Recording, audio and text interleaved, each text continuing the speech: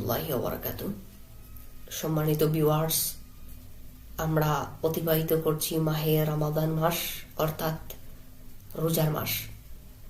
যেই মাসটি আল্লাহ রব্বুল আলামিনের কাছে গত 11 মাসের চাইতে সর্বশ্রেষ্ঠ এবং প্রিয় মাস। যেই মাসে কোনো ব্যক্তি যদি একটি নফল এবাদত করে, সেই নফল এবাদত অন্য মাসের ফরজের সমতুল্য। সুবহানাল্লাহ। তাহলে কুরআন মাজিদে আল্লাহ রাব্বুল আলামিন বলেছেন, ইয়া আইয়ুহাল্লাযীনা আমানু কুতিবা আলাইকুমুস সিয়াম। হে ঈমানদার নরনারীরা, আমি তোমাদের উপর রমজানের রোজা ফরজ করেছি। এখন রমজান মাস আসলে আমাদের প্রত্যেক মুসলমান মেয়ে এবং পুরুষ, নারী এবং পুরুষের উপর রোজা ফরজ। এটা অবশ্যই পালন করতে হবে।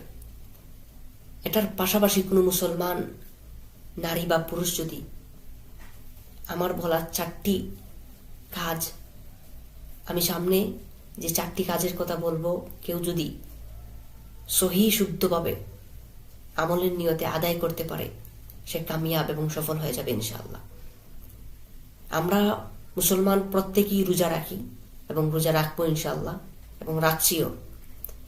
এখন রোজা রাখার পরে যে আমরা প্রত্যেকে ইফতার করি, আমরা যদি মুসলমান ইফতার সামনে নিয়ে, ইফতারের 15 থেকে 20 মিনিট আগে যদি কোনো মুসলমান ইফতারের সামনে নিয়ে বসে তসবিহ তাহলিল পাঠ করে, আল্লাহ রব্বুল আলামিনের কাছে যদি চাই আমাদের দরিদ্রতার কথা, আমাদের হতাশার কথা, আমাদের যা কিছু চাওয়ার দরকার, যদি আল্লাহর কাছে তখন চাই, আল্লাহ রব্বুল আলামিন আমাদের চাওয়া অবশ্যই কবুল করবেন। কারণ রাসূল সাল্লাল্লাহু আলাইহি ওয়াসাল্লাম বলেছেন, কেউ যদি ইফতার সামনে নিয়ে দোয়া করে, আল্লাহ তার হাত ফিরিয়ে দেন না, দোয়া কবুল করেন।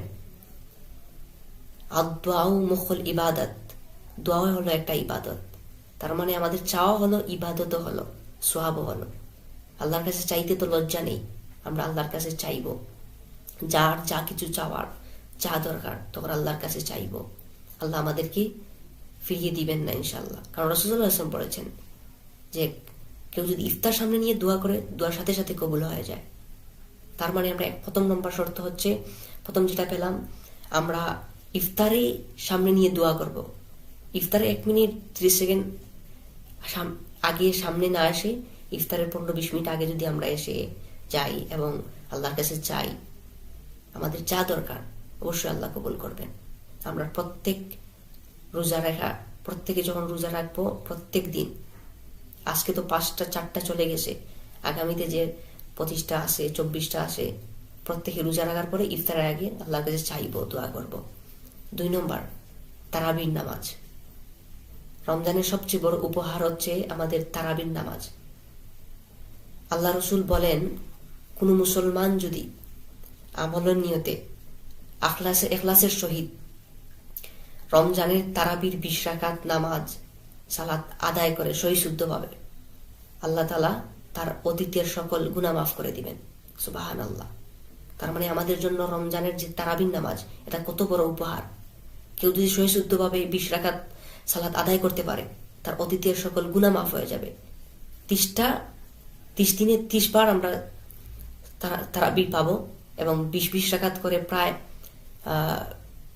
60 রাকাতের মতো, 60 রাকাত নয়, প্রায় 600 রাকাতের মতো আমাদের সালাত যদি আদায় করি, কোনো না কোনো একদিনের তারাবির নামাজ আল্লাহর কাছে আমাদের কবুল হয়ে যাবে, আর আমাদের অতীতের সকল গুনাহ আল্লাহ মাফ করে দিবেন। তাহলে এই সর্বর্ণ সুযোগ আমরা হাতছাড়া করব না। 3 নাম্বার, তাহাজ্জুদের নামাজ। তাহাজ্জুদের নামাজ, ধরেন আমরা তো গত 11 মাস আমরা ফজরও পড়তে পারি না, তাহলে আমরা প্রত্যেকেই যখন রোজা রাখবো, তখন সেহরি খেতে উঠি। তখন সেহরি খেতে উঠবো, তখন আমরা সবাই ট্রাই করব তাহাজ্জুদের জন্য। সেহরি খেতে উঠে 15 থেকে 20 মিনিট আগে যদি আমরা তাহাজ্জুদের নামাজটা আদায় করে ফেলি, তাহলে আমাদের জন্য কি ফায়দা? আল্লাহর সাথে সম্পর্ক দৃঢ় হয়, মজবুত হয়, আল্লাহর সাথে সম্পর্ক ভালো হয়, কানেক্টিং বাড়ে। কারণ তাহাজ্জুদের নামাজ এই একটা নামাজ, যেই নামাজ আল্লাহ একবারে নিচের আসমানে চলে আসেন এবং আল্লাহ বান্দাদের বলেন, তোমাদের কি কারো কি কিছু চাওয়ার আছে? কোনো গুনাহগার কি আছো? তুমি আমার কাছে চাও, আমি তোমাদের গুনাহ মাফ করে দিব। তোমাদের কিছু চাওয়ার আছে, কোনো কিছু পাওয়ার আছে, আমাকে বলো, আমাকে বললে আমি তোমাদের দিয়ে দিব। তখন যদি কোনো মুসলমান তাহাজ্জুদের নামাজ পড়ে আল্লাহর কাছে চায়, আল্লাহ তার চাওয়া অবশ্যই পূরণ করবেন। সুবহানাল্লাহ। 4 নম্বরে যেটা আমি বলবো সেটা হচ্ছে শবে কদরের কথা, যে রাসূল সাল্লাল্লাহু আলাইহি সাল্লাম রমজান আসার আগে রজব মাস থেকেই তিনি রমজানের জন্য অপেক্ষা করতেন। কারণ রমজান এত ফজিলতপূর্ণ মাস, যেই মাসে কোরআন নাজিল হয়েছে, আর শবে কদর সেই রাত যেই রাতে কোরআন নাজিল হয়েছে। তার মানে সেই রাতের ফজিলত কত বেশি আল্লাহর কাছে। সুবহানাল্লাহ। যদি এই রাতে যদি আমরা ভালোভাবে নফল ইবাদত করতে পারি, তাসবিহ তাহলিল পাঠ করে আল্লাহর কাছে মাফ চাইতে পারি, আমাদের জীবনের গুনাহ নিয়ে, আমাদের কত 11 মাসের পাপাচার এবং সবকিছু মিলিয়ে আমরা যদি আল্লাহর কাছে ক্ষমা চাই, আল্লাহ অবশ্যই ক্ষমা করবেন। আমরা কিছু পাওয়ার যদি থাকে, আমরা চাইবো, ইবাদত করব, তাহলে আমাদের ইবাদত করলে আল্লাহর সাথে সাথে কবুল করে দিবেন, কারণ এটা ফজিলতপূর্ণ রাত। কারণ রাসূল সাল্লাল্লাহু আলাইহি সাল্লাম বলেছেন, তোমরা যখন রমজানের শেষ দশক আসবে তখন শবে কদর তালাশ করো। কোন দিন? বেজুর রাতে। তাহলে আমরা যখন শবে কদরের শেষ রমজান আসবে তখন শেষ রমজানের বেজুর রাতে আমরা শবে কদর তালাশ করব এবং নফল ইবাদতের জন্য প্রস্তুতি গ্রহণ করব, ইবাদত করব, আল্লাহর কাছে চাইবো গুনাহ থেকে আমাদের অতীতের যত পাপ আছে, যত ভুল আছে, সেই ভুলের জন্য আল্লাহর কাছে ক্ষমা চাইবো। যদি নফল ইবাদত করার থাকে আমরা সারা রাত ইবাদত করব। তবে আমরা তো জানি না কখন শবে কদরের রাত চলে যাবে, তাই রাসূল সাল্লাল্লাহু আলাইহি সাল্লামের কথা আমরা ফলো করব, অনুসরণ করব। শেষ দশকের সব বেজুর রাতে আমরা ইবাদত করার চেষ্টা করব, তাসবিহ তাহলিল পাঠ করার চেষ্টা করব, আল্লাহর কাছে মাফ চাওয়ার চেষ্টা করব। এই 4টা জিনিস আমরা যদি রমজান মাসে বেশি বেশি করে ইবাদত করতে পারি, এই 4টা জিনিস যদি আমরা আমল করতে পারি, ইনশাআল্লাহ আমাদের সফলতা এমনিতেই চলে আসবে। কারণ রমজানে আসছে আমাদের পরিবর্তন করার জন্য, আমাদের জীবনকে বদলে দেওয়ার জন্য। আর এই সুযোগে আমাদের কাজে লাগাতে হবে এই 4টা জিনিসের মাধ্যমে।